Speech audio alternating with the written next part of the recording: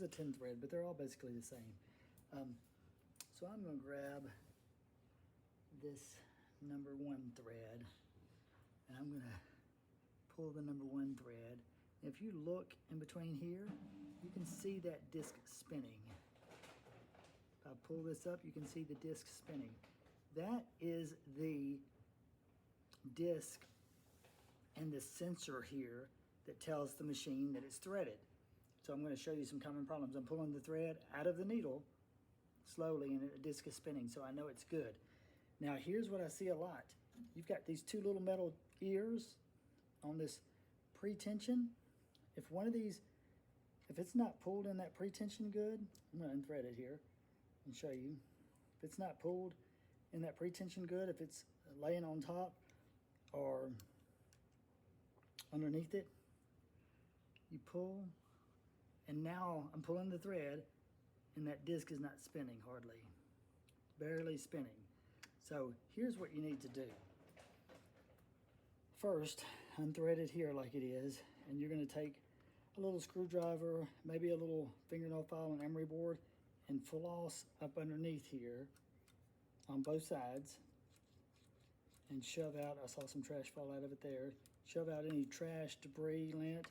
If you've got a little canned air, you can put your canned air up underneath here and blow it out after you've flossed it out with a little cheap emery cloth, cheap fingernail file. It works the best. You can get 20 of them at the store for a couple bucks.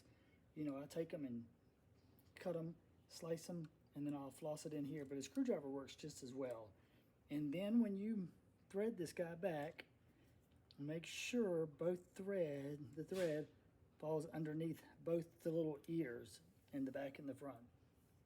Now I'm going to take this tension apart and show you exactly what's inside here and show you some mobile troubleshooting. So we're going to loosen this tension here all the way. This tension knob comes off. It has a retainer and then a spring and then your cap. Now here's what you'll see underneath here. You have a piece of felt on top. Make sure that felt is clean. Very rarely you have to replace it, just make sure it's clean. This is your magnetic sensor. I'm going to show you both sides. This side has the magnet. As you can tell, my screwdriver's magnetizing to it. The other side does not have the magnet. It's just got the little divots here. Make sure all the little dots, the divots, are facing up. The solid magnet should be facing down. You can take this other piece of felt off, make sure it's clean, put it back together just the opposite way. So I'm going to drop this down here. Drop that down. Now it's coming threaded, so I'm going to wrap it around it again just to make sure it's threaded here. And then, okay, so we have that threaded again.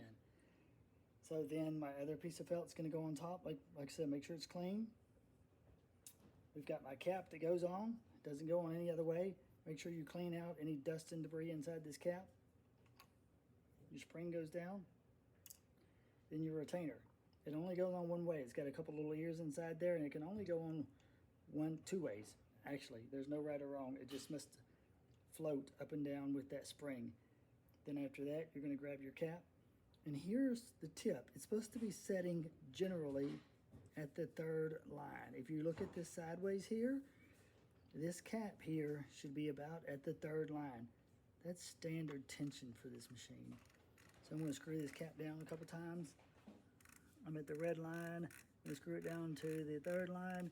And that's where it should be generally. And if you look, my tension is spinning now. I usually lift this up. It does take pressure off it, but it still spins.